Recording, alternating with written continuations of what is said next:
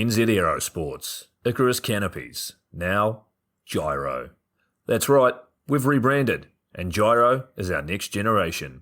It honours our founder, as that's the name we knew him by, but Gyro also marks the start of a new chapter. And not to be biased, but it's going to be fucking epic. Long story short, we're more us than ever, so if you're new to the sport, or even a Sky God Ninja Turtle, welcome. I think our valiant leader Lucy, Gyro's daughter, says it best. And we still got that fuck yeah attitude. Rebrand! Woo! Rebrand woo indeed, Lucy. Anyway, head over to gyro.com for more info and get amongst you legends. I was 19, broke, unemployed, and sold my girlfriend's canopy for drug money. So I thought I better sew her a new one. What a sentence, and what a story. This describes the humble yet outrageous beginnings of NZ Aerosports, the home of Icarus Canopies, in the words of our founder himself. From getting a paratrooper toy from his mom, watching parachutes at the DZ as a 6-year-old, jumping off the wharf with a parachute made from bed sheets, doing his first jump at 16, sewing his first canopy on a borrowed machine at 19, and starting to sell parachutes out of a garage in 1986, Paul Gyro Martin had an undying love for the sky. Our company started with one man with the wildest of spirits and a true blue sky dream, a renegade.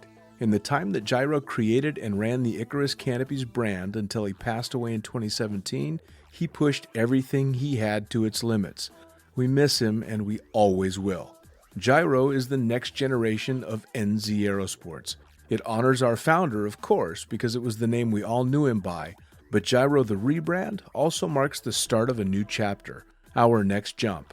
Gyro is the space between sound and silence, art and science, chaos and calm. Gyro is a state of epic tranquility that transcends understanding. That moment, in the door, in free fall, mid-swoop, where nothing but the present exists. A perfect balance of euphoria and thrill.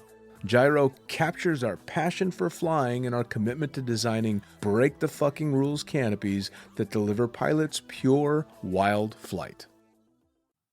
Hey gang, so I got a new book out. It's called The Upside of Fear, and it's exactly what you think it's about. It's about the good side of, well, getting scared.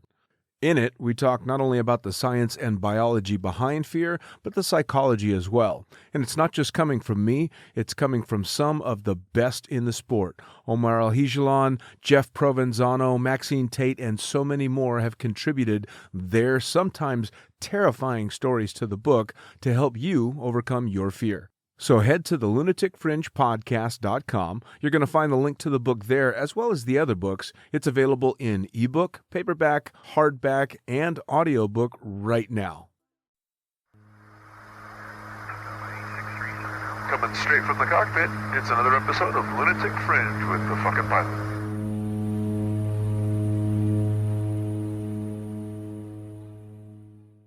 Ready, set, go. All right, once again, it's the fucking pilot, and I am back in the can for another edition of the Lunatic Fringe Into the Void, and I got another victim in here with me. So tell me, who the fuck are you, and what do you do? Okay, my name is Mas. On my documents, Mirko, professional skydiver, videographer, tandem instructor, IFF instructor. Wow, okay, that was a mouthful. So you jump out of airplanes a lot. Yeah, and your kind name of is, it. And yeah. your name is Mirko. Yeah. Which you hate. Yeah, kind of. I don't hate it, he's just there. All right, yeah, fair enough. He's another life. Okay, far away. All right, so we'll stick with Mas. Okay, yeah. So you jump out of airplanes. Yes. You didn't just wake up doing that. That actually started somewhere. So let's start all the way back in the beginning. How'd you decide? How'd it happen? Where'd you make your first jump? Do you remember that guy that was doing a lot of advertising? His name was Patrick de Gallardon? Wingsuit extraordinaire, sky surf inventor, yeah. Pretty much, right? Then I never been close to a skydive community before that. Then the only things about skydiving for me was like on a TV screen. It was like him, and they advertised for watches. I think it was Sector at the time. Then I always wanted to be a pilot. No jokes. Yeah? Always wanted. My degree is ATC, actually. I wanted to be a pilot, but one day I was showing him and I was like, why fly with a plane when you can fly with your body? This guy does it. Yeah. And then had this dream for a long time to be a skydiver. And he stays there for a while, then start to fade. And then one day my coworker decided that he was going to do a tandem. And I say, why not? And then I went there, and then suddenly, like, I was jumping out of a plane, and I love it. I love it. Awesome. And I was like, oh, I should do this. And this is in Canada where you're from, right? Yes, that's from in Italy. I did my first jump. Why you did that? Okay, so yes, you're Italian. Yes, I'm Italian. And you did your first jump in Italy. In Italy. Whereabouts? Not in America. You can see my accent is not very American, okay? Bologna, the drop zone was called Fly Gang at the time. Fly Gang? Fly Gang. It was like, the reason why it was called Fly Gang is because this guy, they took like the two used word at the time, which was fly from aviation and gang bang. And they put them together. So fly and gang is, okay. It was like a really, really interesting drop zone at the time. Now, Fly Gang, that's the English. Yeah. So what is it in Italian? I don't know. There is no translation for it, I think. Oh, so it was just in English? But just in English, Fly Gang. It was actually like this. All right, cool. Fly Gang. Now so he's he not was a calling skydiver and a pervert. Yeah. But wait, that's the same thing. Wait. That's the same thing. Well, let me rephrase, okay? Yes, I was. Okay, yeah, fair enough. No, not you. Him, the guy that made up the drop no, zones. no. I think everyone subconsciously went there for that exactly reason. Uh-oh. It was like a catch name. Fair. Oh, so he was selling two products. Yeah, basically. exactly, pretty much. Okay. No, I can understand it. So you go out and you make your first jump because you saw videos and such of Patrick Tigardot. Yes, sir. No, but this happened when I was like very 16, to be honest. Like, no, even earlier, like 12, 13, 14. I had a big problem when I was a kid. They found out that I had just one kidney. Then my family was very, very like, I don't know, like close-minded. Then I was not able to do anything in my life. I was not able to play outside with my friends because they were afraid I was going to lose the other kidney if just a hit was hitting me. Then it was like very protective. Okay. Then they would not leave me alone. Then, true story.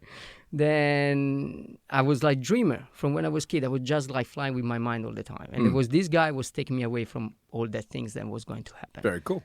Then one day when I had the age, I was like 20 and I felt like I was able to take off by myself. I actually did it. And I jumped out of a plane. You went and did the jump. I'm guessing Mama didn't like that so much. No. What does Mama think now? Because you've been... Now she's proud. Before, totally no. Yeah, well, I can understand that. Totally no. Mine was actually relieved that I was just jumping out of airplanes. Oh, really? Oh, yeah, but you. Yeah, we know you. I've had other jobs. Yeah, exactly. Like, come on. Yeah, no. She was glad I was just keeping my pants on. I have a question for you. Please. Did she ever come to watch one of your shows? She fucking did. It was horrible. She came to the stage show at the club that I worked at in Las Vegas, and I made the mistake of telling the DJ and the MC that my mom was going to be coming. And he must have seen me like reacting to my mom being there because he announced right before I had to go on stage for my set that my mom was in the audience. And the crowd goes fucking crazy because mom's in the audience. And so I do my stage show, and then at the club I used to work at, we used to do table dances. Like dance for the girls at the table, just like the reverse. Did your mom put the dollar in? No, thank God. But I turn around in the middle of a table dance, and I look over my shoulder, and my mom is there taking pictures. And I had to stop the table dance. Excuse me, miss, I'll be right back. And I'm like, Mom, no, you gotta fucking go. This is not okay. So, but we're not talking about me and. Yes. No, but wait a second. There is an audience here, okay? A little bit for both of y'all. Yeah. Do you have any siblings? I do. I have an older sister. Did they ever come to see your shows? She was there that night.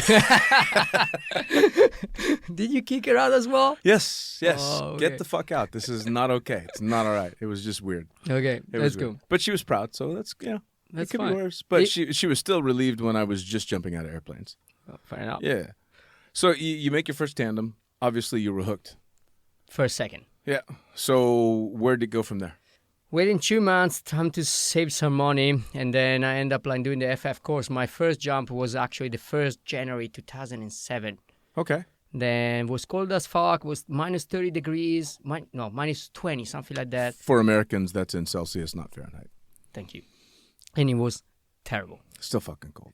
Yeah, it was terrible. Yeah. But I loved it. I remember there was this moment with the adrenaline, like, and that's I still have it that moment right now. Sometimes when you are on the plane and you just look at the door and you're like, "What the fuck am I doing here?" You're like, "I don't have to be here. I can choose to be somewhere else." But somehow I walk to the door and jump out of a plane. Well, but let me ask you, though, because for me personally, the only reason I'm still a skydiver and still enjoy it is because it still scares me.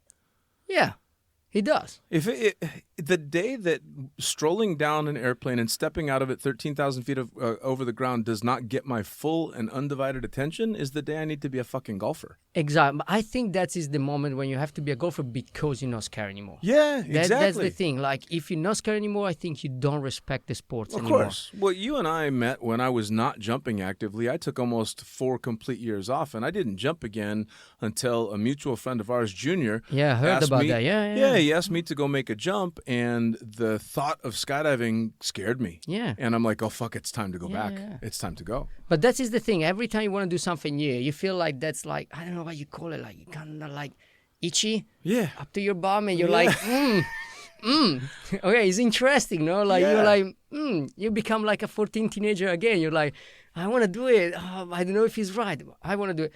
It happened. It happened still right now with some tandems, maybe not with everyone. When you find like for example, for me, because I do a lot of tandem, I love the tandems. Sure.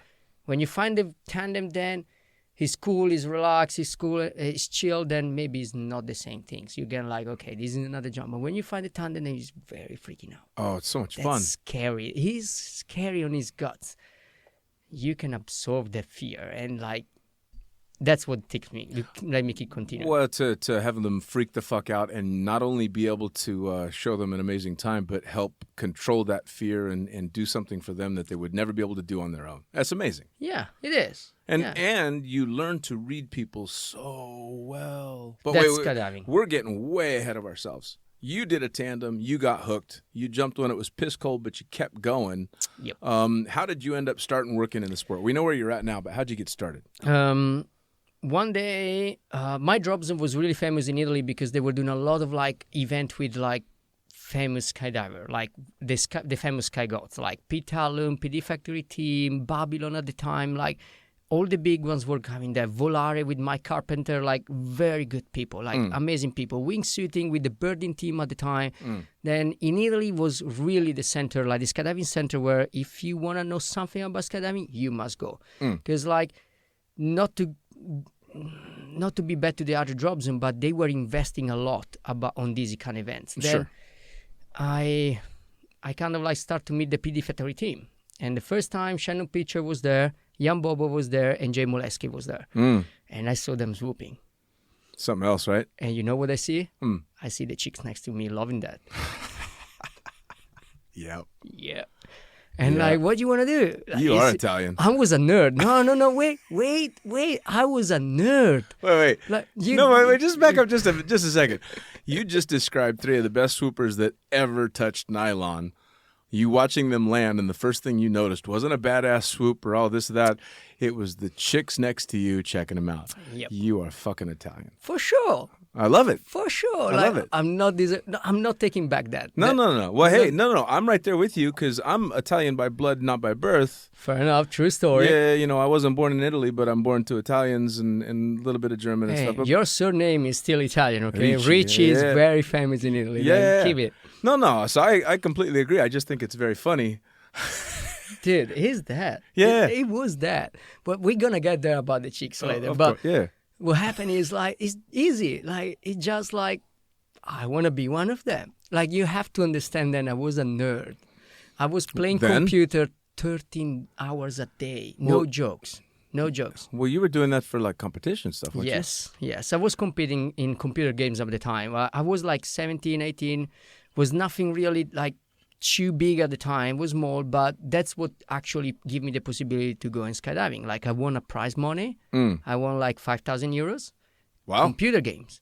And I actually end up like saying what I'm going to do with this money. And at the time I was a sponsored player. Then I had like free computers, free software, free hardware, free everything. And I was like, I can't spend this money on computers. Right. It's free.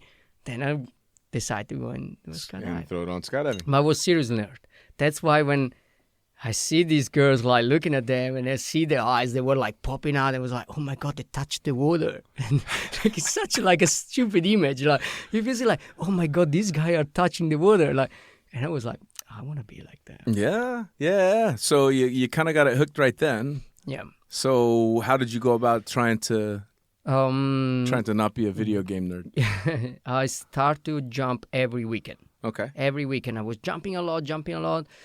My drop zone, the owner of the drop zone, like take me kind of in their hands, in their heart. They see them. I was like a silly poop head over there. So they felt bad for you. Yeah, pretty much. And it was like, okay, let's be compassionate and help this dude. And they put me together. Like, no, seriously, I have so much to thank them. Who are they? Give me names. Walter Idra at the time, which I didn't respect enough when was the time, and Stefano Volpi, which I respect too much at the time. Then so that was an apology and a fuck you. Yes, pretty much. I like it. Yeah, this is where to let it go. Yeah, no problems. Like we clear our heart to each other at the time. Yeah. So they take me under their wings and they help me. And I was a train driver at the time, as you said. So wait. You were a train driver. Yeah. Is that like code for like actual trains? Yeah. So you were a locomotive engineer? Yeah. No. Yeah. If you want to call it like this, in Italy we actually call it train driver, like proper translator. Like. Okay. What's the non-translation? Macchinista. Nice. Macchinista. That's how we call it. Okay. Cool. So how the fuck you played video games for 13 hours a day and then you spent the rest of the time driving trains? Yeah. Everything happened from before. I was working for DHL at the airport at the time, and it was one of the best job ever. I was working 4 or 5 hours a day at night, and then I was having the day to work, to play games all the time. Okay. And it was the perfect job. Good money for less time. Sure. Then I wanted to explore. So you had a good job driving the train. You were making money playing video games, and you decided to take this nice little life that you'd carved out for yourself and fuck it all up by becoming a skydiver. Yeah. Awesome.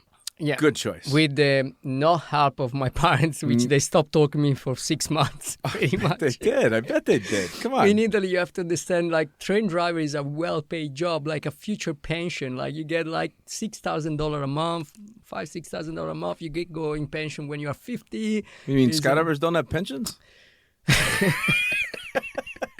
If they get there, maybe. All this fucking time, I thought I had a pension coming. If they get there, at that age, maybe. Yeah. Well, party hard. Yeah, for sure. Yeah, no, it's not the jumping that kills skydivers. No, It's exactly. No. everything else, all the shit that happens on the ground. I agree. So you've taken under their wing, and they're helping you out. Do you start working on the drop zone now? Are you learning how to pack parachutes?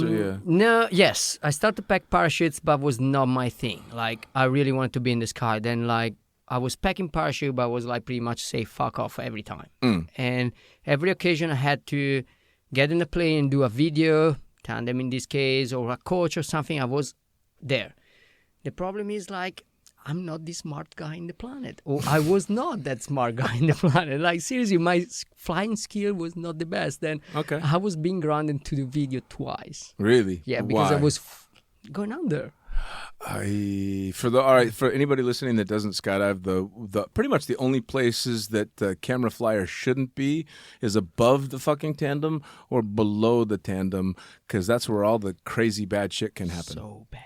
Yeah, so twice you got. No, but how many jumps did you have at this time? Passing. Around, like, I think 300-400. Okay, well, now, see, and granted, I come from a different generation than you, and I also did my first paying video for a drop zone called Outlaw Skydiving. So it was totally okay. My first paid tandem video, I had less than 40 jumps. That might happen. Yeah. That it might happen. You know, sometimes they have this kind of mentality. Drop zone. I'm not speaking about that specific drop zone, but some drop zone it was like, you can get a GoPro on your head. Yeah. You can get a camera on your head. You can do everything. Well, the only reason that they let me get away with it is because I was a tunnel instructor in Las Vegas at the time. So free fall skills, I could get the video. But you were smart. No. I was just lucky. I was in the right place at the right time. Perfect.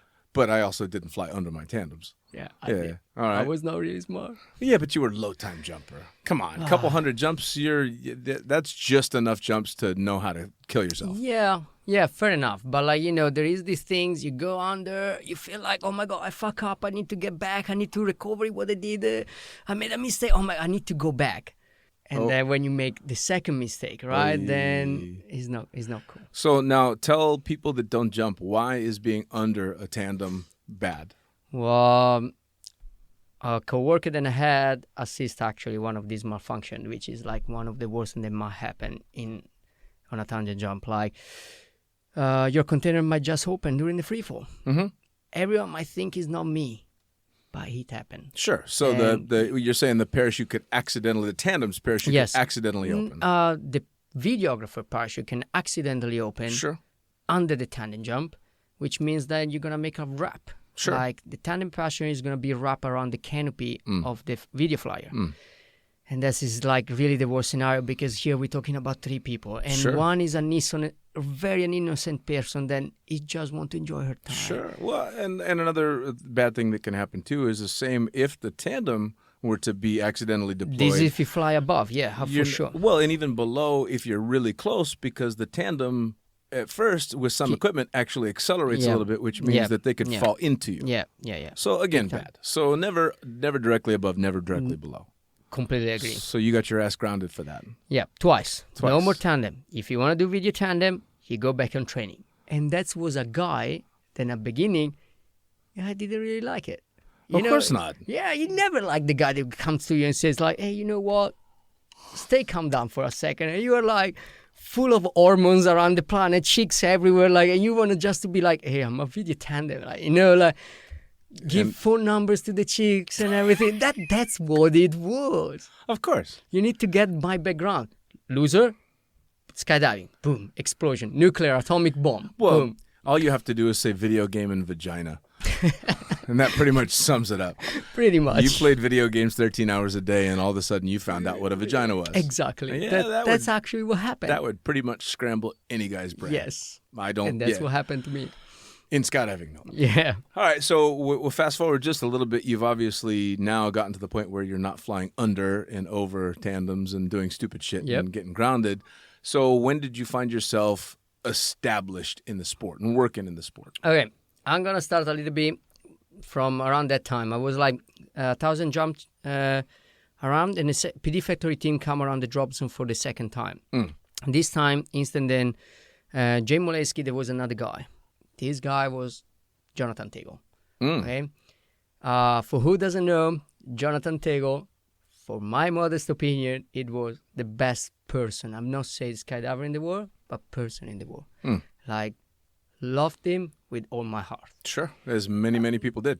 And this guy, I come from a provincial, like outstanding, like very close-minded drop zone. Like, he's Italian.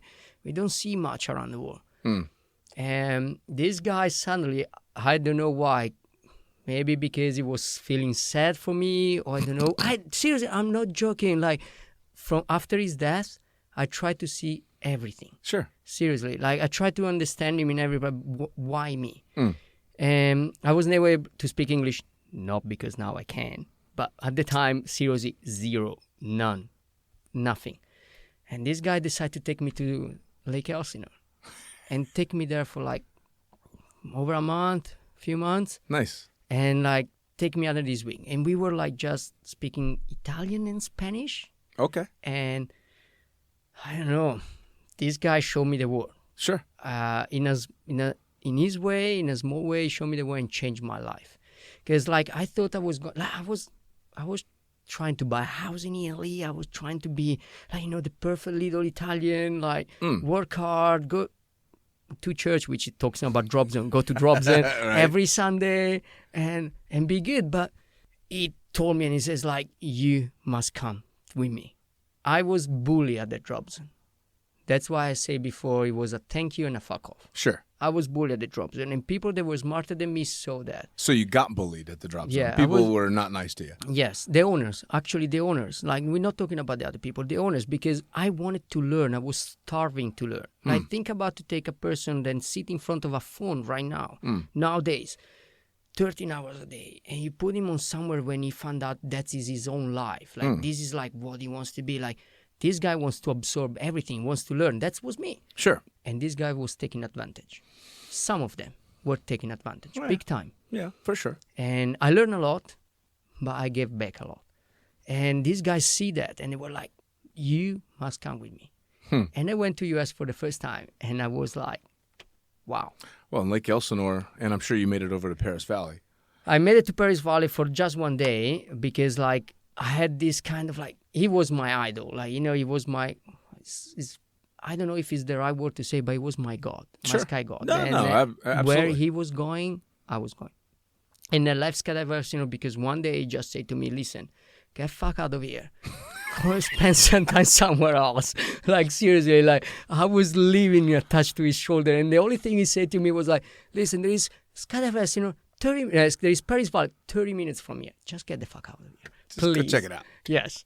Like, that's what happened.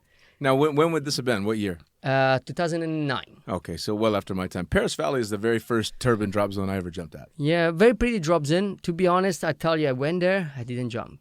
No? No. But that's okay. No, because I was too stupid. I was like connected to him, and I felt like you see, everything comes from the past. In Italy, if you go and jump in a drop zone close to another drop zone, you do something bad. It's like well, and it's not necessarily different in the States. I mean, the multiple drop zones in Hawaii have been famous for the insane Did you work there? feuds that they had. I did not work in Hawaii, no. But I've known lots of people that have, and it got bad with the feuds that went on between those drop zones. But you work in Las Vegas. Yeah, every drop Which zone. there is few drop zones over there as well. Yeah, and I mean, there were feuds there as well, but there were feuds between the owners, not the skydivers. Okay, makes Hawaii sense. is the first place I've ever heard of where it was brawls between the skydivers. Like, jumpers were told, if you see a tandem getting dragged in high winds and they don't work for us, you fucking let them get dragged. Now, where I come from, you don't do that. You know, you help anybody out. It's a skydiver. Yeah, That's fair enough. you know, Fair enough. you take care. So I understand, believe me, I understand how one drop zone and the other kind of feud thing, but Paris Valley and Lake Elsinore have always kind of been definitely one of the exceptions because they are so close, but they're interchangeable with a lot of the people. Actually, I was there. Wait. Well, at least they were in my time. I'm going to say in my time. Wait. Actually, I was there for the Chick Rock Boogie. Of course you were. Exactly. Of course you were. Exactly. And Skydive Paris sent a Twin Otter to them, if I remember well that time. I kind of have like a memory of like a Skydive Paris plane, or maybe it was the Skyvan at the time. Or well, anyway, they sent a plane over Elsinore. Absolutely. In Italy, it's impossible. Yeah, again, I worked for a competing drop zone in Chicago. There was Skydive Chicago and then Chicagoland Skydiving. And when Skydive Chicago was trying to do one of the big records and they didn't have enough planes, we gave them our Otter. I mean, we were flying it. Were you flying it? Yeah, myself and the owner were flying, and I think it was a formation of 8 or 10 Twin Otters. Texting you, bad thing. No, man, it was all good. Okay. It was all good.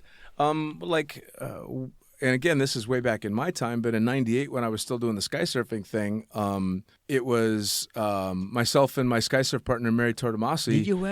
Did you wear a board under your feet? No, I was the camera flyer. Ah, okay. Hey, look at this. Look at this. Silver medal from the U.S. Nationals, baby. Oh, my goodness. Wait. I'm biting it to check if it's real. It's real. Read the back. It's Read the real. back. 1998, second place, women. Yes. Open sky surfing. Absolutely. That You're was definitely Italian for a quarter. Damn right. Well, and what's her last name? Tortomasi. Very Italian. Very Italian. Very Italian. Very so, Italian. So she and I were a team as well, but we competed in the Paris Valley Challenge Cup in '98.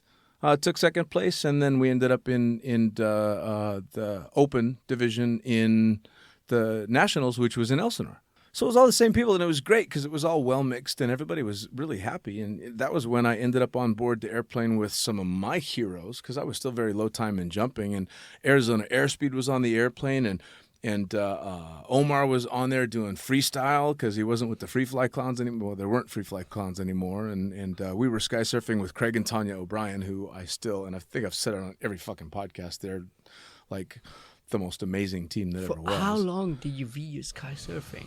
Only maybe 500 jumps. That's a good number of jumps. Yeah, no, it was good. It was good. For But who doesn't know, 500 jumps means like more than a jump a day. All right, yeah, it's a lot. It was a good chunk of jumps, but we were lucky that both of us were instructors in the wind tunnel at the time. Okay. So we trained a lot in the wind tunnel. Wait. So because you already said once, but I didn't want to. Like, do you actually have an EBA? Oh, this was so far before that, my son.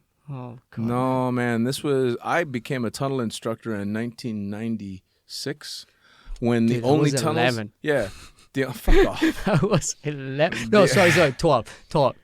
The only tunnels that existed at the time, if I'm not mistaken, was Las Vegas, Pigeon Forge, Tennessee, and the military base in the U.S. There was no iFly. When they came out with iFly and they were saying it's going to be wall-to-wall air with glass walls and shit, everybody in the tunnels that I worked in were like, Are we talking about open air wind tunnel? Kind of. Do you have I'll to show you fly off? sometime. No, you can't fly off, but the big walls were padded and you had dead air. So Because I was being scared of that. When you see the wind tunnel open air and you see like you can go up, but then what about if you go on the see, side? this, you can fall off the air column, but Yeah. you fall 25 feet onto big pads. Oh, okay. Yeah, I've still sure hurt about myself. that? Yeah, I've still hurt myself really Terrified bad. about that.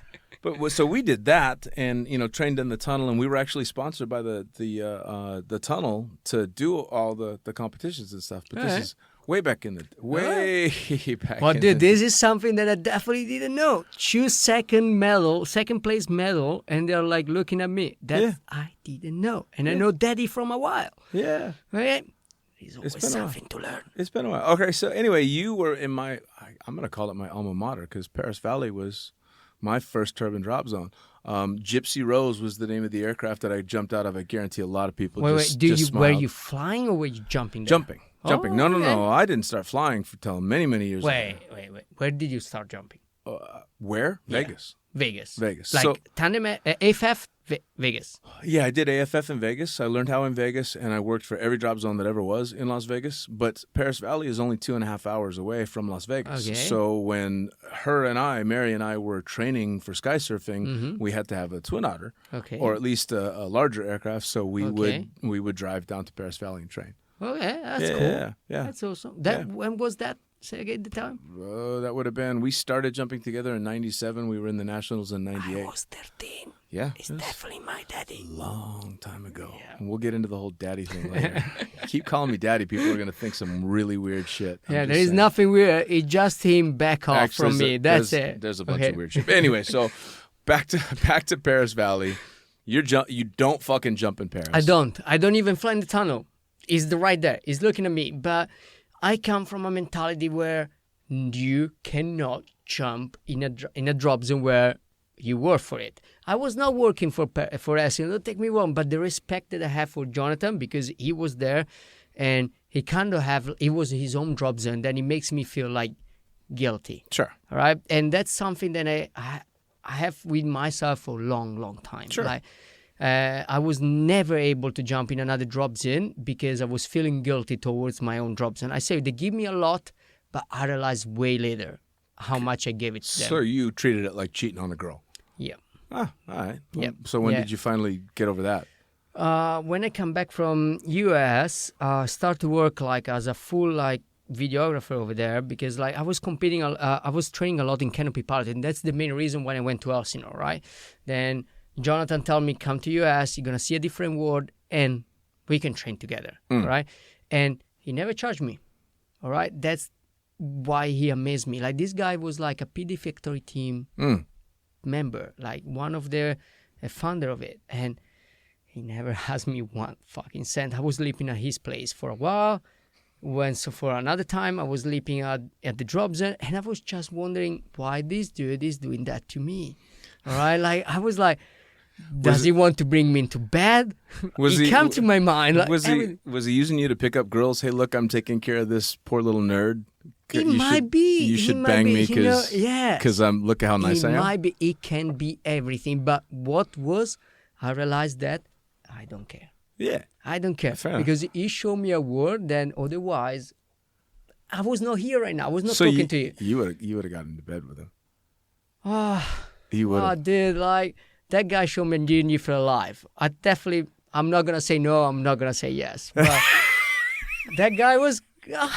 I want to say no to him. No. Like, Trust, I get you. I think everyone met Jonathan once. They can totally say that he has this kind of like attitude towards people that it was impossible to not fall in love with him. If we were talking about girls, like fell in love like a proper like relation love, or how you say like admire him as a person Sure, and yeah, everything. yeah. That's what happened to me. Well, now, do you think because a lot of names have come up in not just conversations in the podcast, but with a shitload of people, and everybody's got a number of people in skydiving that they just can't say enough good things about. What is it that draws these amazing people to skydiving? I mean, obviously it draws some shitty people too, but more than not, we tell stories about people, both living and dead, that are just almost too good to be true. I think I do really think that most of these people, they know somehow that one day it might be the last day. Okay, I'm trying to be like straight. Okay, even when I'm not do crazy stuff. I don't do base jumping, but like every day, one day I can be hit by a car in the middle of the street. Doesn't have to be skydiving, but we have this mentality about like your last day can be today, and that you want to give someone to something else, to someone else, all right? Sure.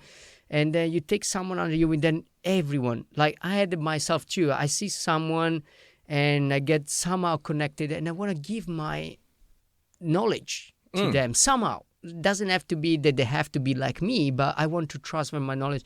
Then I think like in a kind of way, like Jonathan for me or me for other people, like the only thing we want to do is like try to bring more people, like try to create like a circuit and, Sure. and create an Well, for lack of a better word, it's a family. yeah. Well, yeah. now, for the same reason that I think so many people are giving in the sport, do you think that's the same reason that we are so volatile?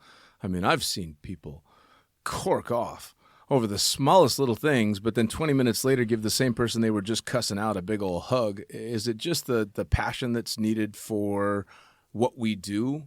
I'll break the heart straight away. It happened to you and I. Yeah. Like, it happens. Like, you know, like, we not live for tomorrow, we live for today, right? Then why get upset for tomorrow when we can solve our problem today and keep going on, right? Why stew over it tomorrow when I can say fuck you right now? Exactly, right? Then, like, I say fuck you right now, but then tomorrow, like, you know, I already say to you fuck you. I don't have to think that about it anymore. Exactly, It's right? done. I think everyone, like, I remember, like, you and I, we had, like, kind of deep discussion once, or a few more than once, like, there was like you and Zach. I remember like you were telling me about like Zach, right? Amazing person, but you guys sometimes were drifting away, come back together, drifting again, come back together. I think this is life, no? Like people drift away and come back together, but the fact that we know that tomorrow can be the end of it can help us to drift back together faster. For sure. Yeah, you definitely try and get back to it. You don't want to lose time. Like that's the major things. Like no lose. You fly for 1 minute. Then you have to pull a parachute. It's 1 minute. It's not 2. It's not 3. It's not 4. 1 minute. 1 minute to be upset is enough. Then chill. Well, and then it's done. Yeah. Then it's overdone. So we get through stuff fast like that, and I'm sure it's the same in other extreme sports. Really, skydiving is the only one that I have any real knowledge of. I've lived in it for so long now. But it draws these very, very passionate people. We fall in love quickly. We get happy very quickly. We get pissed off very quickly. So we do all these things big, and it doesn't linger a whole lot. We're also not the most politically correct group of people. I'm fucking foul-mouthed as hell. There is any politically correct? Well, there is in the rest of the world, but Exactly. we don't live in the rest of the world. Exactly. So what do you think about this whole political correct stuff? I get to some degree when the customer comes on the drop zone you have to be professional and you can't show too much of who we are. But my rule is once the bonfire is lit and you're still on the drop zone, fuck you, you're going to see what it's like. Yeah, exactly. No, I agree with you. Yeah. I agree with you. No, I really do have a lot of respect. But do you think... in that place far, far away, when I was able to managing some people, like, you might not like everyone. Sure. It's fair, like, you not get like really close to everyone, but what do you want to do? Then sometimes these people, they come to you and they says like, hey, you know what, fuck off. And you can't really just say anything to them, anything, but you need just to able to look forward about it, like, and see, like, and take them as for what they are. And that's, I think, is the beauty of our sport. So I think you and I see eye to eye on a lot of things, especially in regard to how the sport is. And you learned a lot from JT. Yep. For sure. You end up making your own path eventually in the sport. I'm sure his passing was not easy on you. Nope. It couldn't have been. And it was not easy on a whole lot of people. And this is, I try and keep the podcast as lighthearted as I can. Wait. Can I tell you a story? Please. All right. Then this story stays here. No one is listening of it. Shut down here. Yeah, so nobody tell anybody this story. In Italy, we were famous at the time because I was a loose cunt. I was literally losing myself, right? Wait, pardon, hang on. I think that got lost in translation. You were a loose cunt? Yeah, actually has perfect translation. I'm actually going to use that in the we future. We had a Skydiving at the time. The Skydiving has a big area. You can do a lot of things on that plane, especially at night, with a lot of people. All right? I see where we're going. Okay. You know what the drop zone was called? Fly Gang, right? And I remember, seriously, that was something I do remember, that JT one time like grabbed me and said to me, like, and says like, there was a lot of people at this Chick Rocks movie, like really a lot, and he knows me in Italy, like I'm one of the most retarded person in the world. I'm shy, I'm a nerd, but in Italy at the skydiving drop zone, I'm like, boom, I'm Mas, I'm rocking it. You got the accent. Yeah, no, but like he's Italian, he's Italy. I don't have the accent over there. Oh, over there. I just have the attitude, like, I'm Mas, I'm not Mirko, I'm Mas. Mirko is the nerd, Mas is the skydiver. Now it makes sense. Yeah, I'm rocking it. I'm seriously rocking it, like I'm killing it. And JT took me to a door at the time, opened the door, and there was a lot of fun on that door. A lot of fun. A lot of fun. Okay. And he closed the door. You did get to go through the door, yes? No. You didn't? No. You just got to... Wait. Remember, I was speaking Italian with JT, and JT was speaking back Spanish to me because I was not able to speak English at the time. Awesome. And JT closed the door. Like, dude, it makes me cry when I think about that. He closed the door and says to me, like, you want to be there? And I was like, yes, in Spanish, okay? And I was like, sí? Seguro? Like, yes. He closed the door and said just to me, like, you know what? Get the fuck out of here, speak English, and come back. Man, I was like, my heart was broken. So to paint the picture, he walks you up to a sky van. No. It took me, I was in Elsinore at the time, okay? It took me to a door. He opened this door. So not the sky van, but he took you to a room. To a room in Elsinore. Opens the door. Behind this door are a whole bunch of really fun stuff, activities going on. Yes. And tells you if you want to partake, you got to learn English, and then closes the door in your face. In my fucking face. Awesome. Dude. Did he call you Mirko? No, I was Mas at the time, dude. I was Mas, but yeah, I was Mas at Italy. In that case, I was like, seriously, when he closed that fucking door, I was like, what the fuck? I bet that stung. And then that night, I met a person, which I still remember her name right now, and I really, really do appreciate her. Like, her name was Kat Henning. Mm-hmm. I don't know if you know her.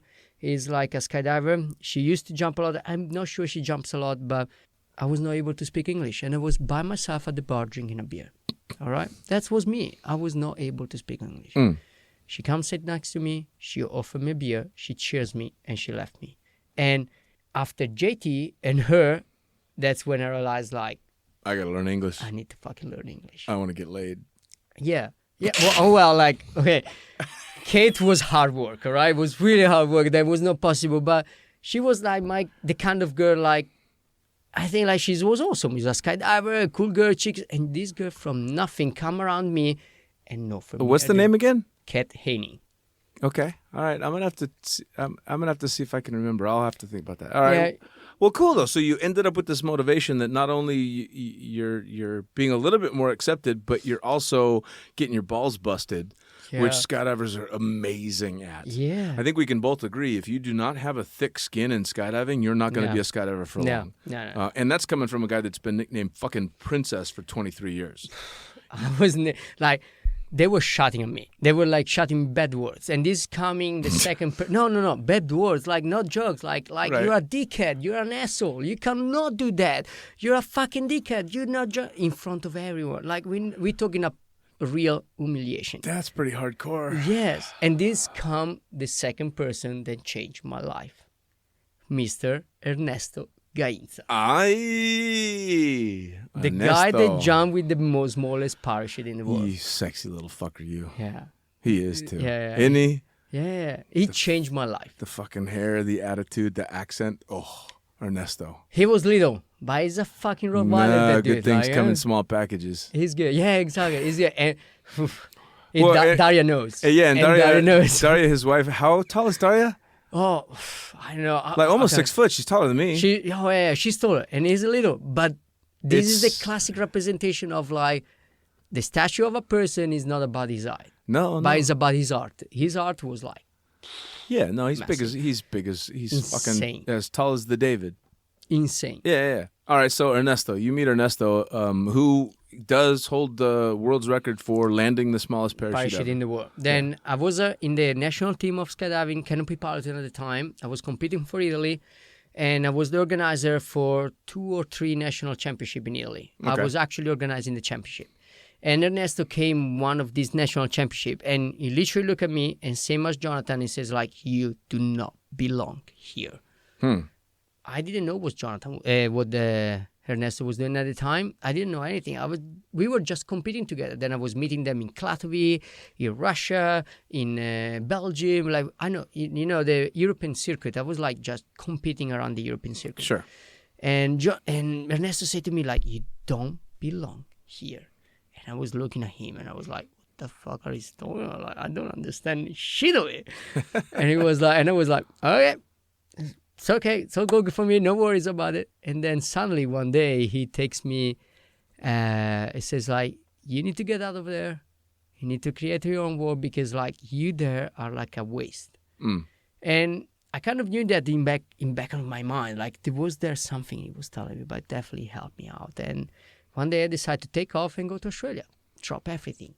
Nice. The work and the train driver, bye-bye. Mom and father don't speak to me. Bye-bye. I go to Australia and I'm gonna fucking be a tandem instructor over there. Right. And at the previous jobs where I was, they were not really understand me, if you want to say that.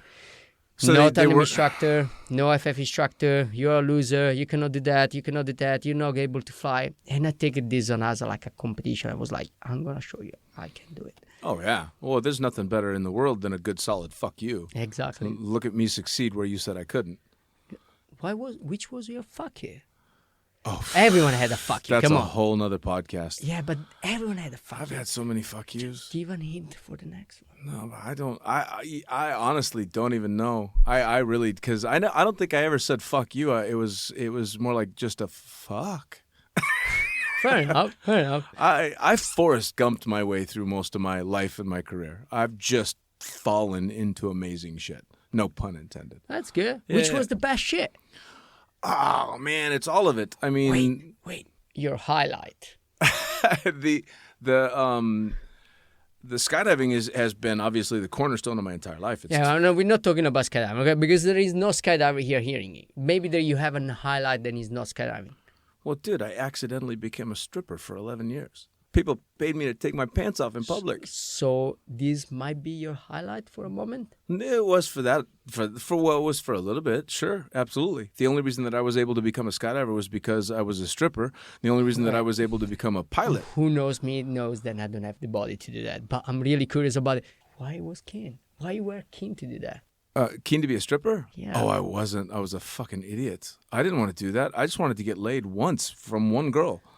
See, guys, skydiving and stripping is not different. No, it's very much the same. No, man, I had no desire to be a stripper. I actually had gone down to L.A. I was a California boy. And I'd gone down to L.A. because every California boy that isn't hideous looking wants to go be famous. Okay. So I made my attempt to be famous and didn't. Oops.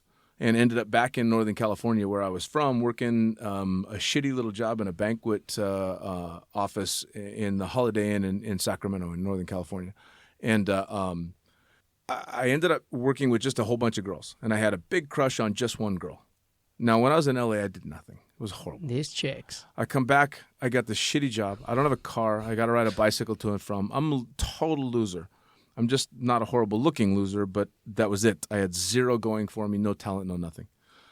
And while sitting back there waiting for a big banquet to break up so that we could go clean up everything, one of the girls that I worked with, and I worked with all girls, asked me what I did when I was down in L.A. Now, what I should have said was worked a couple of part-time jobs, tried to get some auditions, and ended up in a motorcycle accident leaving with my tail tucked between my legs.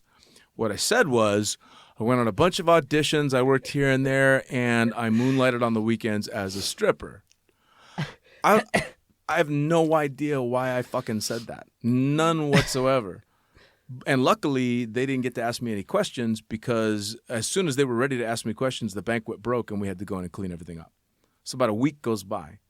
Nobody has said anything, so I'm thinking I got away with it. For whatever reason, this lie popped into my 21-year-old head. No, wait. I'm getting there. Okay. A week later, that's the girl that I had the huge crush on, comes bouncing down the hallway, bounces up to me, gives me a big hug. Dean, you've got to do me a huge favor. Of course. I mean, you know, guys, especially 21-year-old guys with no cars, will fucking do anything a pretty girl says. Sure. You got to do me this huge favor. My sister's birthday is next week. We let it go to the last minute. Everybody's booked. You have to do me a favor. You have to dance. And in my head, I'm saying, fuck no, there's absolutely no way I can do this. And then out of my mouth comes, sure. And I'm going to save them the rest of the story. Because you cannot fuck up right now. You can't say no. No. You sell yourself. Oh, yeah. No. It was a done deal. And I said yes. And I did the show. And it was the single worst experience of my entire life. And somehow that translated into an 11-year career of public nudity. Well, which it worked. But I'll tell you what, and maybe I suppose that was my seminal moment in life because that lie is the only reason that I'm sitting here talking to you. Because I would not have become a skydiver, I would not have finished becoming a pilot, and I wouldn't have done all the things that I'd done if was I had good money. Being a stripper. Yeah. Well, you know, everyone asks, but like, no one knows at the end. Everyone thinks you might have. I ran out of stripper money when I became an airline transport pilot. So I spent all my stripper money and then some. So I see Dean picture when he was young. If you have a good body, you're good looking, get your ass to Las Vegas and try stripping a little bit, okay? His work. It worked. Yeah, give it a shot. Why not? Exactly. Give it a shot. If I was able to, maybe I would tell then that fucking son of a bitch, what's his name? Channing Tatum. Yeah, Channing Tatum. I never watched the movie. No. Okay. That motherfucker was a stripper after I became a stripper, but he made the movie. I wrote a book, but nobody's ever read it. You wrote a book? I wrote 2 books. Oh. But we're not talking about me. No. We're talking about you. No. Wait the second. Everyone listened to me, but someone wants to listen to you. Well, yeah. No, I wrote the Blue Skies magazine, the fucking pilot book, which is is pretty interesting. I was reading to him before I came to Dubai. Then when I realized it was him, I was like, what the fuck? Then, yes, it's pretty interesting. Yeah. So I wrote that one, and that's just previously published articles from Blue Skies magazines that I'd written, because I've been writing for them for almost 10 years now. Okay. But the second one is called The Accidental Stripper. And that's all about that story and what happens from there. Where we can find them? You can find it on Amazon. Okay. The Accidental Stripper. You can also go to, I'm going to go the full plug now. Exactly. You can also go to thefuckingpilot.net and you can go directly from the links there to buy both of them. Get the book or your pet person. Yeah, you can do that too. and then tell everybody. All right, but back to you. Fuck this. Back to you. So that was my moment. That's how I ended up here. But so you're doing the competing. You're now you've stepped out of the nerdy, getting bullied. Now you're in Australia. You become a tandem instructor. Yep. I am already a tandem instructor. I work as a tandem instructor for like a season.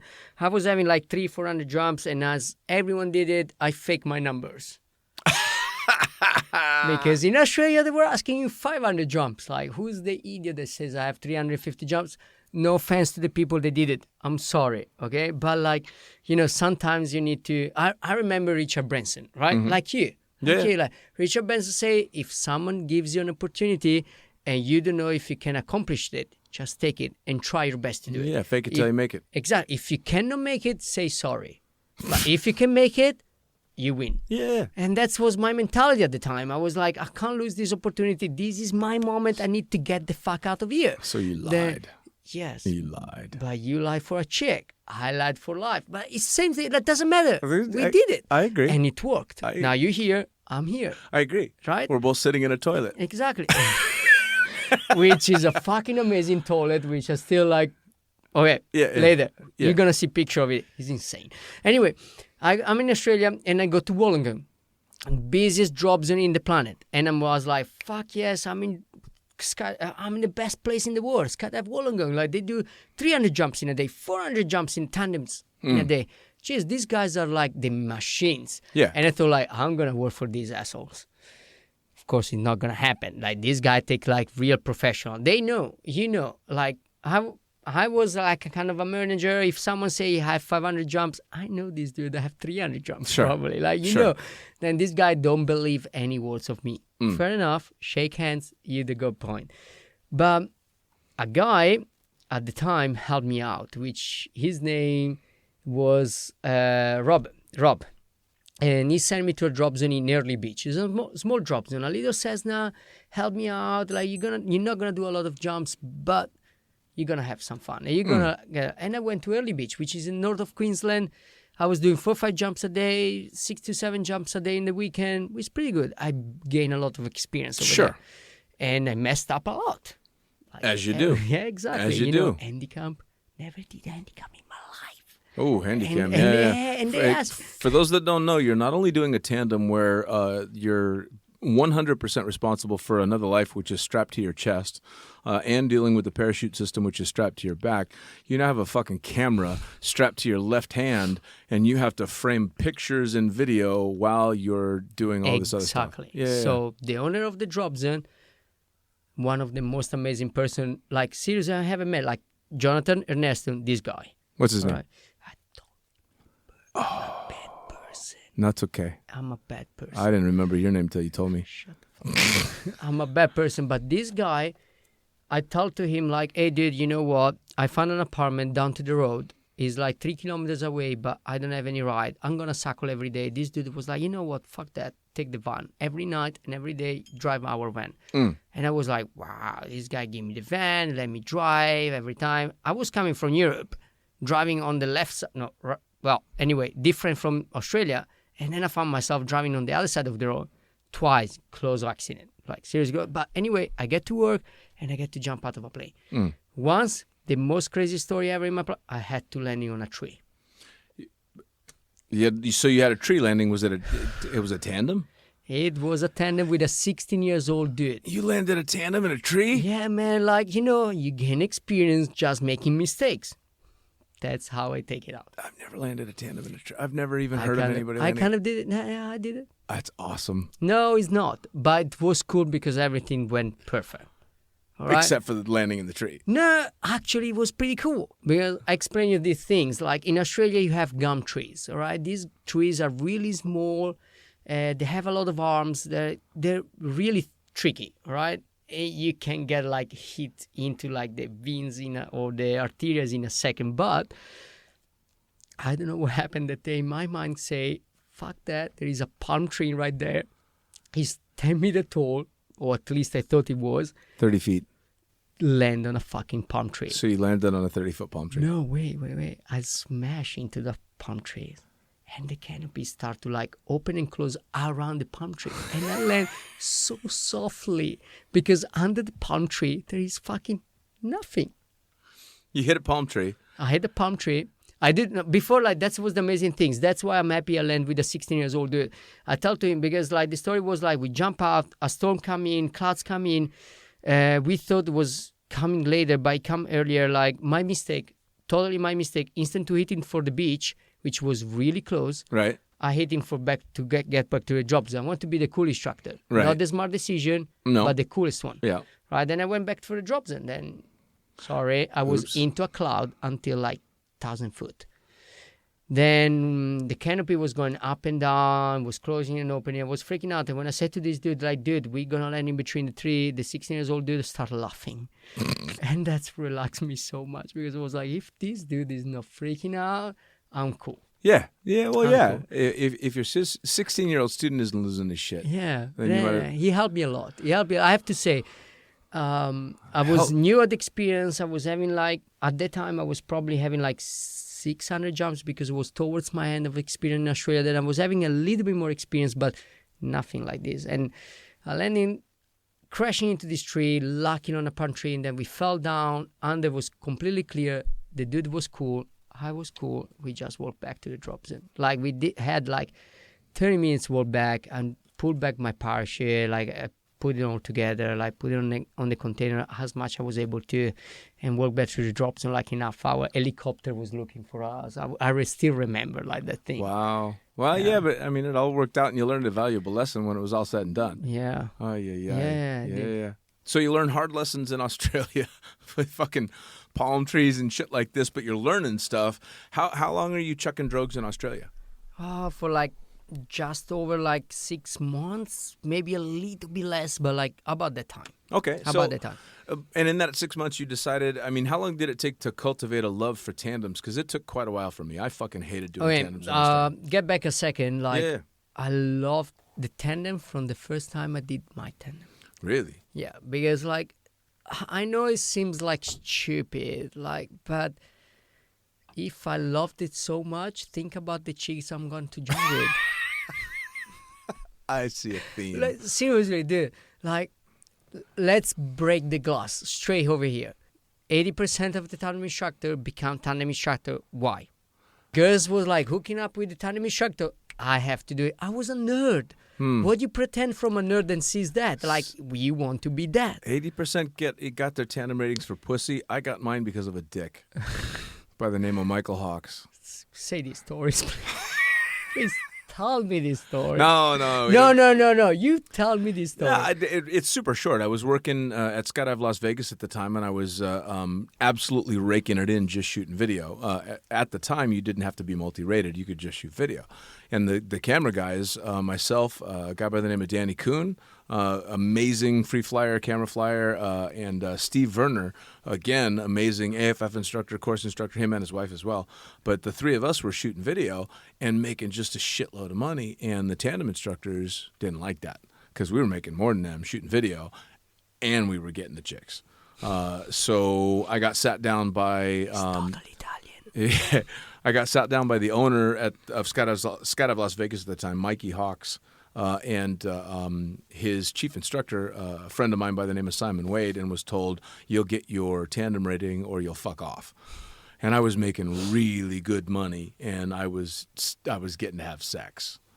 So I couldn't not keep that job. So But in that drop zone that I had, we had the like, I don't know how to call it, but we had the working breaks in between tandems. You know drop zones, right? Like for who doesn't know, drop zones are in our field, surrounded by trailers, all right? And the instructors sleep in the trailers during the weekends, I thought mostly. And I thought you were talking safety meetings. no. And then what you do is like, Yes. you just in between jumps, you pick up the chair. Gentlemen, ladies, everybody knows you get a super intense experience, and sometimes it gets the loins going. Exactly. That happened. That happened. Of course, it happened. It happened. Absolutely, it happened. But it happened to me as a camera guy. So doing tandems, I did not want to. It was horrifying. No, not to me. That's why you're smarter than me. I told you. At that time when I was a cameraman, it was not happening to me. It started to happen to me when I was a tandem instructor. All right. Fair enough. Fair enough. Well, no, if you ask me now, I mean, I've got, a little over 11,000 jumps, I think. My favorite way to skydive is to take a tandem. No offense to the old tandem instructor then decide to be a tandem instructor for other reason, but You did it for pussy. I still think the 80% of the tandem instructor, I might say 90, but 80% of the tandem instructor did it for the same exact reason. It's easy. And it's cool. It's like, say, like you are like, you play into a rock band, all Yeah. right? You are like the singer. You're lot the, of chicks. you're the lead You singer. play the guitar, few chicks. You play the bass, some chicks. You play the drums. drums. Yeah. So he's saying, Camera Flyer's the drummer? I think so, Oh, yeah. You should have been in my band. Then. Oh, well, that's why you were smarter than me. In my point of view, the drummer or the...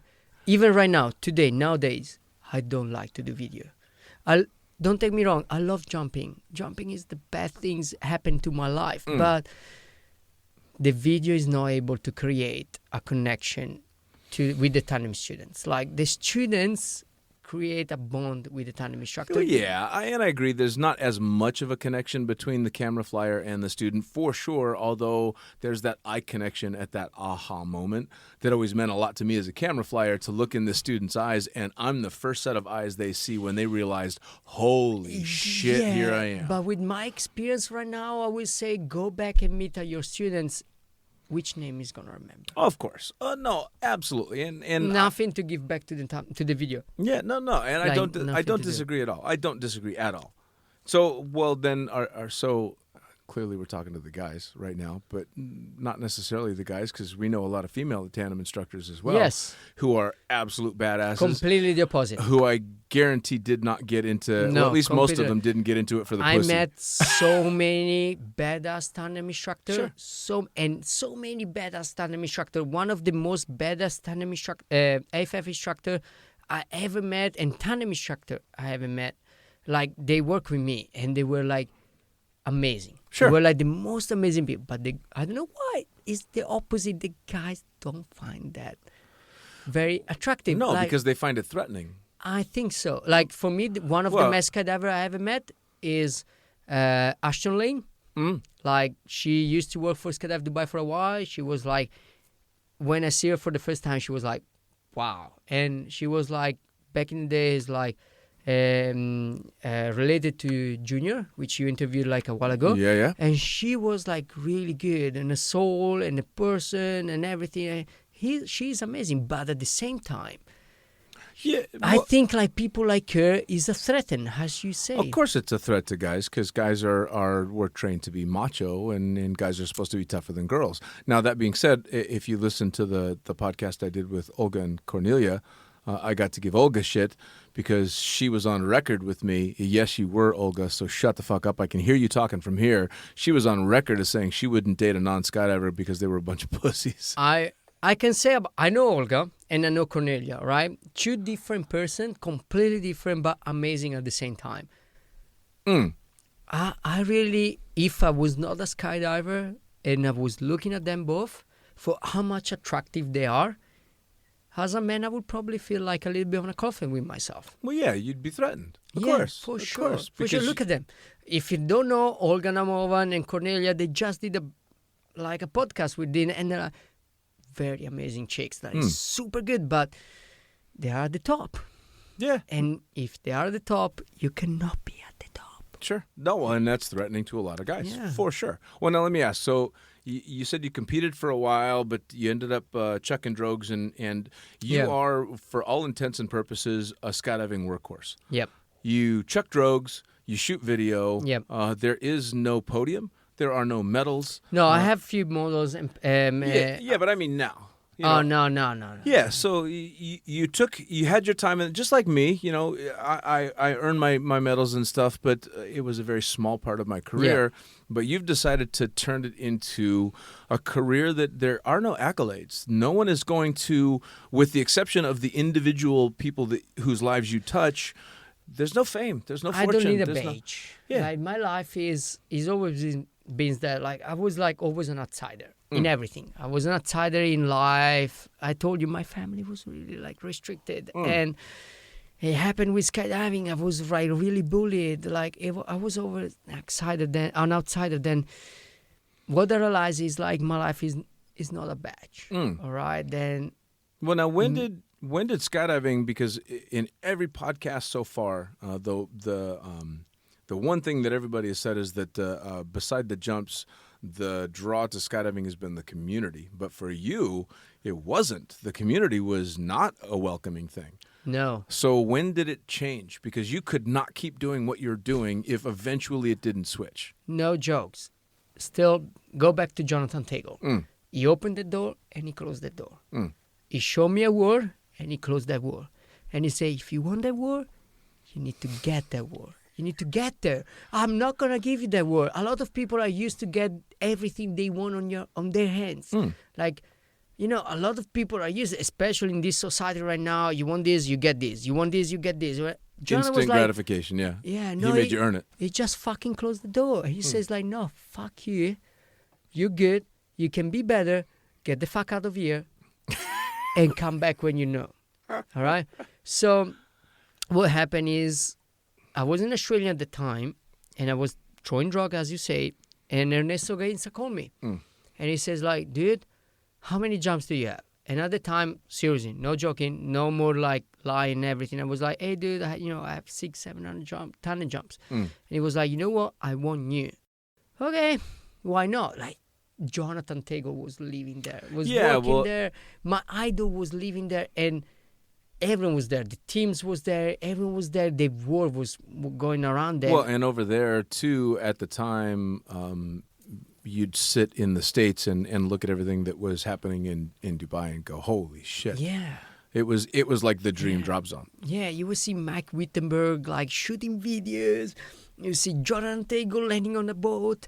You would see like all these people. And you were like, fuck, I want to be there. I need to be there. And I went there. And I arrived there. And that's when I started to put myself. I went back to Italy first and I started to like study English. I would start to learn English. I need to be there ready. I don't want to be anymore the loose cunt and people like have, how is the word for English when they kind of pat you and they says like, it's okay.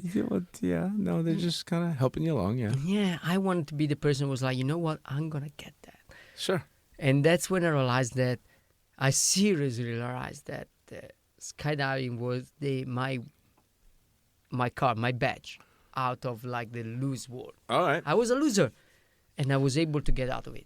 So, out of all these things, and now we're talking to either really low-time jumpers or those that are listening to the podcast that just want to hear what crazy people think.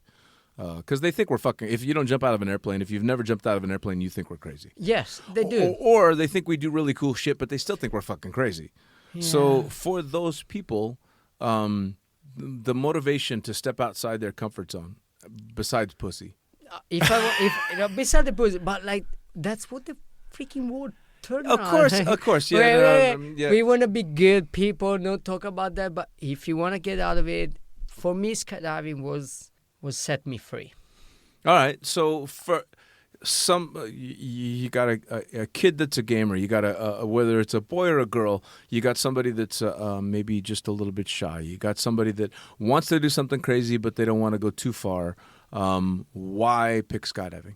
What is skydiving going to give them? You don't think for 1 minute. You don't think for 1 minute, and everyone is so keen on time. Tomorrow you have to wake up at 7 o'clock, go running, go to the gym, work at 8, meetings, blah, blah, blah, emails, blah, blah, blah. 1 minute of your life becomes so much important and you hold into that. Living in the moment. Yeah, living the exactly moment. Like I used to work like as a manager in a drop zone and you're like, when you jump out of a plane, there is no managing. There is no problems. There is nothing. There's you and you're free for time. Doesn't matter if you do tandem, doesn't matter if you do video or FF or whatever the hell you're jumping out of a plane for, but it's you and the freaking free fall. Yeah, you could be doing a world-class, amazing routine that everybody's going to ooh and ah over, or you could literally be flailing all around the sky, and the end result is still the same.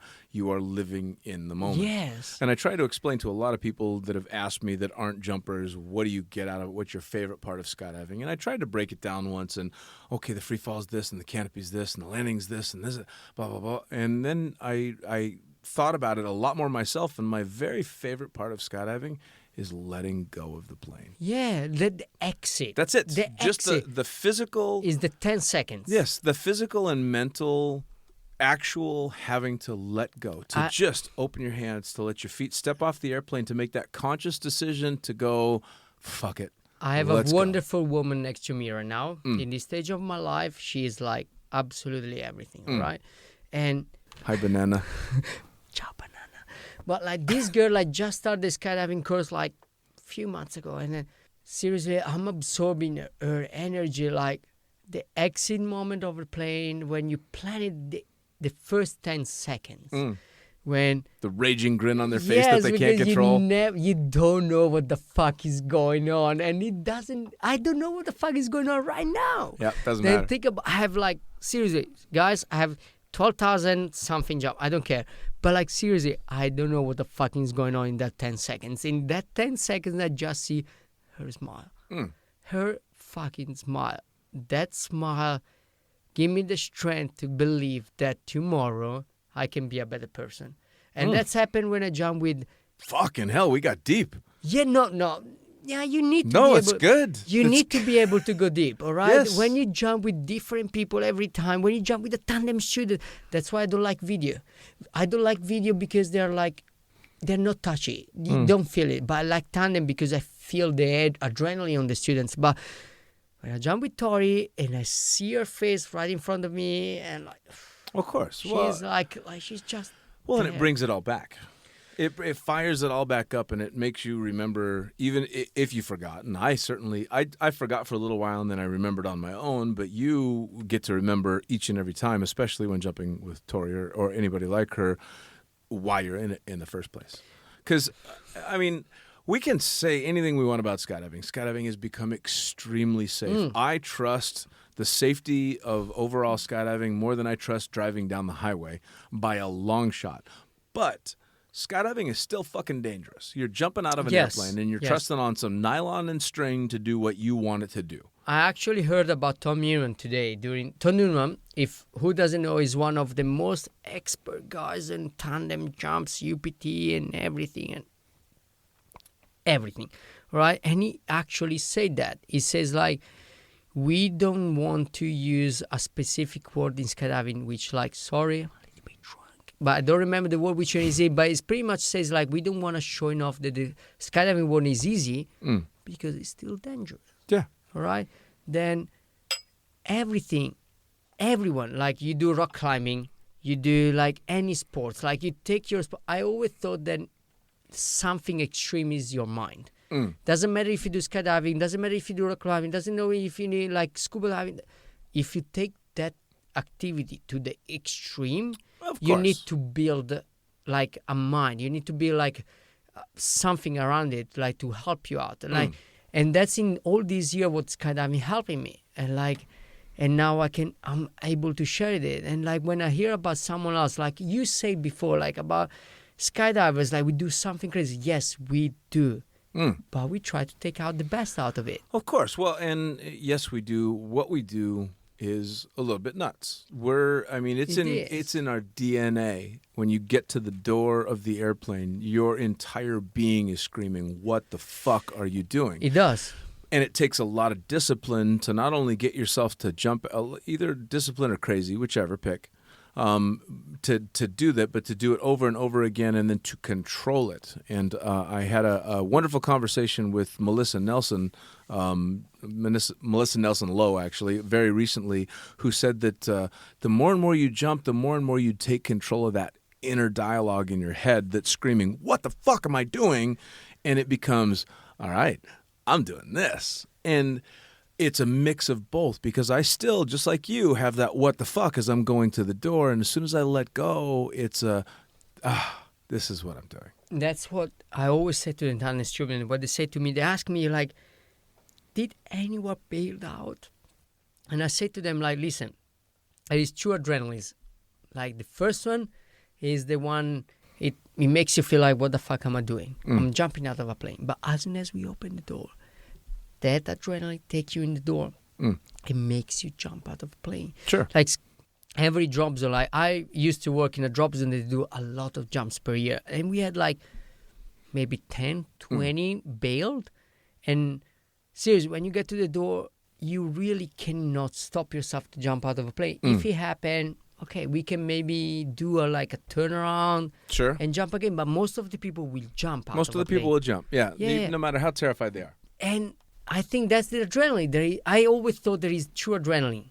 There is the good way and the bad way. The bad way takes you up to 30,000 feet, and then there is the good way. Sure. The good way is and that's why we're coming back at what you were saying before. Like, you know how to read the person. You have to. You want to jump last out of a plane, is because you know this person might be a little bit scared. That you need to comfort him and show him how everything happened. Sure. You know this person is going to be a good lad, then you jump first because you know you can do that. Well, you become a 60-second psychologist.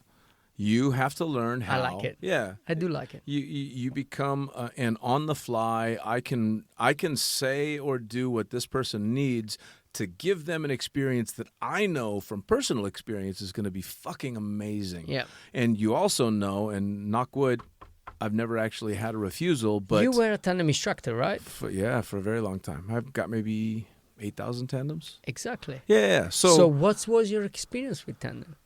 In the beginning, it was horrible. I hated it because I was forced into it. It wasn't a choice for me. So I got forced into doing it, and I went into the course not wanting to. The very first paying customer I ever took was a Japanese guy that spoke no English. All I want to do is tell this guy how not to kill me, and I can't. There's no fucking way. So that was my very first experience was, I can't even tell this guy how to put his foot on the step. And we were exiting out of 206. And if you've done that, you know that there's a whole lot of commands you have to give someone in order to make that go smoothly. And then all of a sudden, I'm talking to somebody that doesn't speak English. And this happens over and over and over and over again. And I hated it right up until one Where guy. you were at the time. Where I was at the time, yeah. Now, I was at Where? In Where? Vegas. In Vegas. In Vegas. So same place. I'm pretty sure Vegas is the kind of place where a lot of people come and they're fucked. Yeah. Well, and we also had a huge Japanese tandem base, which meant a lot of tandems that didn't speak a lot of English or no English at all. Okay. And I hated doing tandems all the way up until one particular day. And I actually wrote an article about this jump because it was the turning point for me. This guy by the name of Randy comes out. Randy has been surprised by his wife and his two buddies with a surprise tandem for his 40th birthday. Okay. Randy is wearing a No Fear t-shirt, and Randy has Oakley razor blade glasses on. He's a douchebag. He was that guy. I don't remember if he had a mullet, but in my memory, he had a huge mullet in my memory. But I do remember some of the things that he said as I was getting him geared up. He's a bigger guy. I think he was probably 190 pounds, a big beer gut and the whole nine. And I'm putting the harness on him and everything. And he's giving me the whole blusterous, I wish I didn't have to do this strapped to another guy. You know that. All the macho shit because the wife and the buddies are there. Now, we happen to be jumping. You should have said, luckily you are with the Italian. Right, yeah. Well, I was, but That's my line. remember, I still hated doing tandems, and they scared me almost as much as he was scared. So we're walking to the plane, and it was the weekend, so we were jumping the Otter, thank goodness. And as we get around the corner to where his wife and his buddies can't see him anymore, Randy melts the fuck down. Randy is scared shitless. We get on the plane, and tough guy Randy is gone. His Oakley razor blades are left in the locker, and he's freaking the fuck out. And about halfway up on the plane ride, he looks at me and sincerely, right in the eyes, is like, "You have to make me jump." Because all he's thinking is wife and buddies will never let him live this down. Were you already attached to him? No. See, he's sitting next to me still. So, and I'm trying everything I can, dude. It's going to be okay. And I'm not lying, but I'm stretching the truth. I'm like, I've got a ton of experience. I think I had maybe 100 tandems at the time, 150 tandems. And it comes time to get ready. And again, for those that don't jump, especially in a twin otter, when you're having the student get attached to the parachute system and you have to have them sit up on your lap. So I have Randy, this tough guy, is now sitting in my lap like a little kid, talking to Santa Claus. But he is shaking so fucking badly that I can physically feel him shaking. And I'm trying to joke around because I'm thinking the only thing that's going to work. For Christmas is you. You know, and I'm thinking the only thing that's going to work is to joke around a little bit. So I'm like, dude, if you don't stop shaking, I'm going to sprout some wood. You're sitting on but it doesn't work. And I'm like, oh, fuck. I'm like, all right. So I go sincere. We're all clipped in. Look, Randy, we're going to be okay. I'm going to take good care of you. I'll get you to the door. You just do what I say. Everything's going to be fine. We get to the door. Ready, set, go. Out the door we go. Into free fall. Pitch the drogue. He gets in the position he needs to. And, of course, in free fall with all the noise, you can't really tell what's going on, but I'm getting that vibe from him. And I've got thumbs up and everything. And I don't know if he's giving the thumbs up to the camera because he thinks he has to. Is he still that guy? I don't know. But the parachute opens up and he is screaming his ever-loving... Parentheses, most of the people mostly look at the camera and say hi for a picture right now. But back in the day... Yeah. Who knows? Yeah. So he's doing all that, but the parachute opens up and he's screaming his head off. But it turns out he's screaming happy, thrilled. So as I'm doing Were you able to hear him? Once the parachute opens up, and he said, "Oh my God, that was fucking amazing!" You know, all this stuff, and I do my housekeeping duties. I take the lower straps, the laterals off, and I loosen up his chest strap, and in rare form at the time, I tiptoe land him right in front of his wife and his two buddies. And I'm expecting him to go give his buddies a high five and be all macho and shit and, you know, grab his wife's hair and bend her over backwards, something like that. And Randy, as soon as I unclipped him, turns around, jumps, both legs in the air, wrapped around my waist, both arms around my neck, which knocks me the fuck over, and kisses me full on the fucking mouth. And then jumps up and runs over and hugs his wife. Wait, get back over there a second. Yeah. What they did? Yes. Say it again? So the badass guy turns around, dives on me, and kisses me on the mouth, whiskers and all.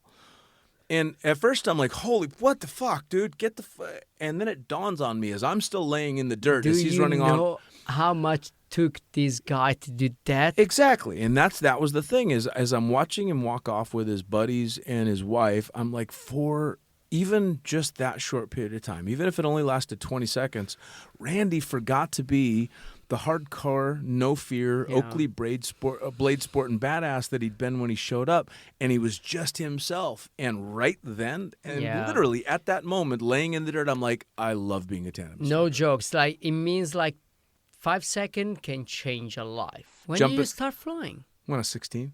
Oh wow, yeah, that's good. Yeah, I was young. Thanks, Mom and Dad.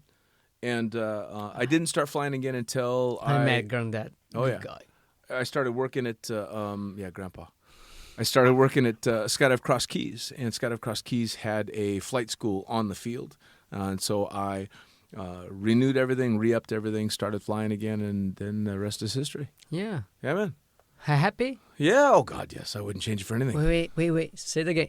Are you happy? I'm absolutely happy. That's perfect. Don't get me wrong. I have shitty days just like everybody does. Oh yeah, like who doesn't? Yeah, but those shitty days are luckily surrounded by amazing days, and fair enough. And those shitty days, you actually feel kind of you're almost happy you're having a shitty day because you're like, well, fuck, man, it's been going so good. At least this. Wait a second. Now I'm taking back to this is the fucking pilot podcast, but everyone listen about the interviewer guys. I want to hear about. Tell me the best story that you have. Oh. And then we're gonna continue for that. But I want to hear the best story. Actually, Randy is my favorite tandem story ever. Yeah. Yeah, man, he was the guy. He really was. I mean, I've been very lucky in my time in my sport, and I've said it before, and I'll say it again. In talking to an extremely high-profile jumper once, he jokingly called me, well, maybe jokingly, called me a name dropper.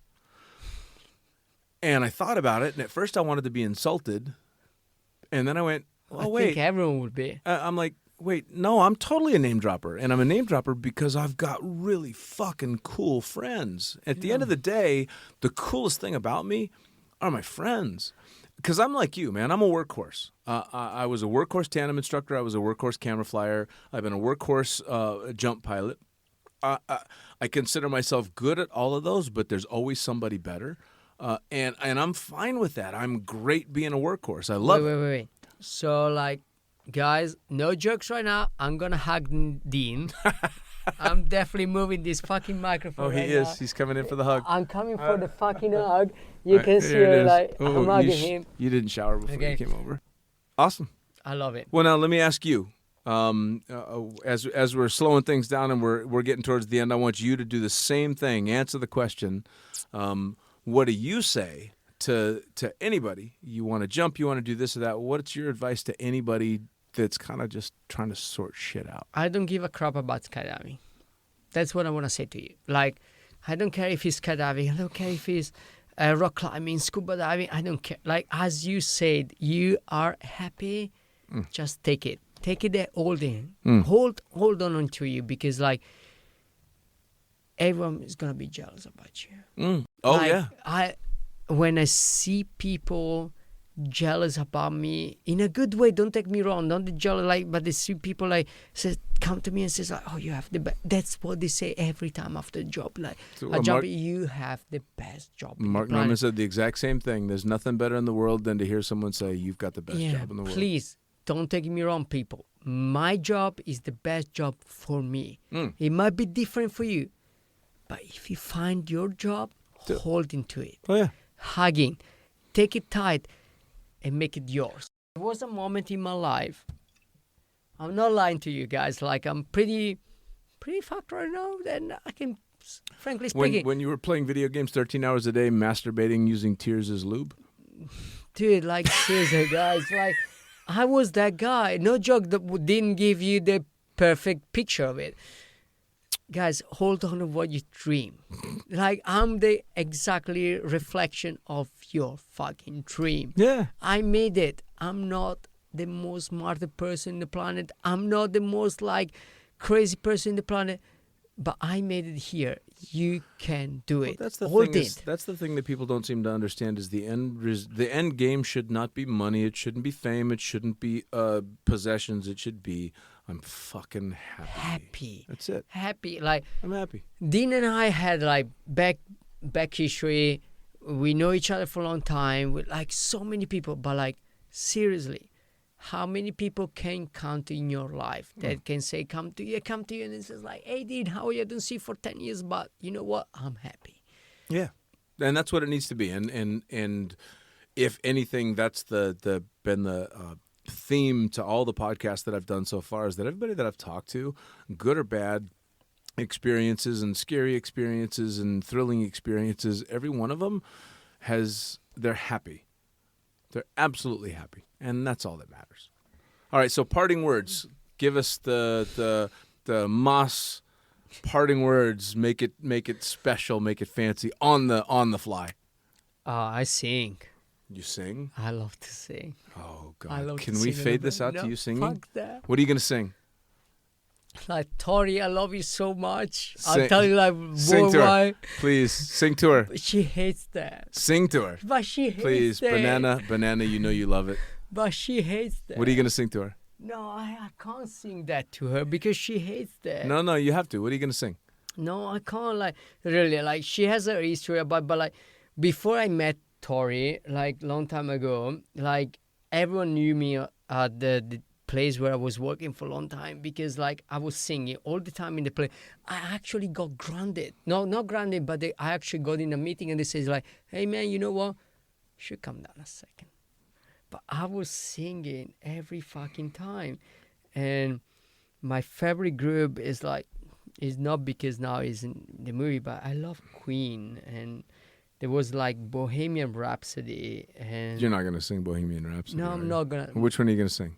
Oh, you would like to hear me sing? Sing. That's Bohemian Rhapsody. That's No, what they sing. Sing me a Queen song as we fade out, because we've been talking for a long fucking time. We can keep on going too, but I would rather fade out to you singing Queen. No, you don't want to hear me I sing. want to hear you singing Queen. Well, you have already, like, the other song, but I don't know. Is this like this song for me means freedom? Okay. Right, Sing, like- sing it, baby. I don't know. Sing me some There's freedom. like, I'm not gonna sing it to you, but I'm gonna. Not read don't it. you read shit. You sing it, or I will mute your fucking mic. I've done it to other guests. Do you gonna sing with me? No. Oh, fuck that. You No, gonna sing I was- with- I was- Is wait, no. this the real life? I was once asked not to sing Happy Birthday. Is this just fantasy? Caught in a handshake, no escape from reality. Caught. Come on, sing with No, me. keep going. No, keep you going. sing with Keep me. going. Keep going. I feel like really bad right now. I want you to sing loud because I'm going to do my Look party. up in the sky. All right, guys, as he's singing out, and he's going to keep I'm going. just poor. This has been another Come edition. on. No, keep going. Keep going. Sing with me. Keep going. Keep But I going. want you to sing with Keep me. going strong. Keep going I'm strong. just a poor This has been another edition of the boy. Lunatic I Fringe. It's need been a no fucking fun one as well. sympathy 'cause I'm little heart, little heart. I'm not really sure he knows all the words to this song, Easy but come. again, I definitely don't. That's why I like this song. It's been an amazing edition of Lunatic Anywhere Fringe the wind with a blows, true workhorse in the doesn't sport. really Somebody that matter doesn't need the to medals. He doesn't need the me. stands. He doesn't need all that stuff to to really love everything that is in skydiving. Mama, just kill the man. Once again, thank you so much for joining us in another edition of Lunatic Fringe, Into the Void. Mama, Me and Mas give you a big hug. Thank you so much. Life is just begun. All the way. Well, there you have it. Another episode of the Lunatic Fringe podcast brought to you as always by, well, wait, not as always, actually. Brought to you now by Gyro. Formerly known as NZ Aerosports, you'll head to gyro.com for their next level line of canopies. By Pussfoot, the Extreme Sports Collective. Head over to pussfoot.com to check it out. By Summit Parachute Systems, check out summitparachutesystems.com to talk to Jarrett Martin and the gang about kick-ass pilot rigs, rigging courses, and more. By Flyaway Indoor Skydiving, go to flyawaytn.com and check out all the cutting-edge stuff to come. By Pure Spectrum CBD, head to purespectrumcbd.com to check out their wide range of CBD products. And as for us, head to the lunaticfringepodcast.com to listen to any of the hundreds of episodes currently available, hit the link for our YouTube channel, pick up your copy of the Lunatic Fringe book or The Accidental Stripper, and get a sneak peek at upcoming guests. Once again, thanks for listening, and we'll see you next time.